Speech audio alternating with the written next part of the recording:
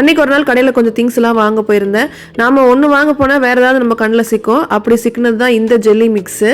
Jelly ready பண்ணுறதுக்கு இந்த mix ஒன்று யூஸ் பண்ணாலே போதும், நம்மளுக்கு ஈஸியாக ஜெல்லி ரெடி ஆயிரும். ஒரு பேக்கெட்டுக்குள்ளே இன்னொரு குட்டி பேக்கெட் இருந்துச்சு. அந்த பெரிய பேக்கெட்டில் வந்து பார்த்தீங்கன்னா அந்த ஸ்ட்ராபெரி ஃப்ளேவரும் கொஞ்சம் சுகர் இதெல்லாம் கலந்த மாதிரி இருந்துச்சு. டேஸ்ட் பண்ணி பார்த்தேன். அப்புறம் இந்த வெள்ளை கலர் பேக்கெட் சின்ன பேக்கெட்டில் வந்து அந்த திக்கனிங் ஏஜென்ட் மாதிரி நினைக்கிறேன். என்னங்கிறது எக்ஸாக்டாக எனக்கும் தெரியல. பட் ரெண்டுமே ஒன்றா போட்டு மிக்ஸ் பண்ணிடுங்க, கட்டி எதுவும் இருக்கக்கூடாது அப்படின்ட்டு அந்த இன்ஸ்ட்ரக்ஷனில் கொடுத்துருந்தாங்க. நல்லா சூடான தண்ணி 1/2 லிட்டர் நல்லா கொதிக்க வச்ச தண்ணியை வந்து அதில் மிக்ஸ் பண்ணும். ஆனால் நான் இந்த இடத்துல ஒரு தப்பு பண்ணிட்டேன். கொதிக்க வச்ச தண்ணி ஊற்றாத கொஞ்சம் வெதுவெதுன்னு இருக்கிற தண்ணி ஊற்றணுன்னே செட் ஆகவே இல்லை, சுத்தமாகவே செட் ஆகலை.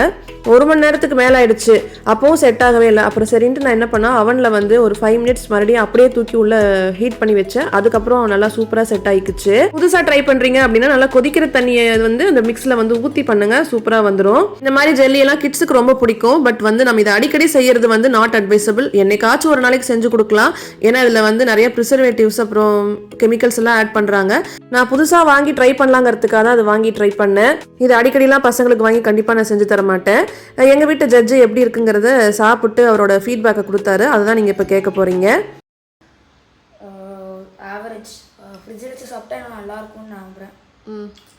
கடையில் வாங்குற ஜல்லி மாதிரி இல்லையா? கடையில் ரொம்ப ஸ்வீட்டாக இருக்கு. இதில் ஸ்வீட் கம்மியாக இருக்கா? ரெஃப்ரிஜரேட் பண்ணால் நான் நல்லா இருக்கும்னு நினைக்கிறேன். My opinion 6/10 without ரெஃப்ரிஜரேட்டிவ்.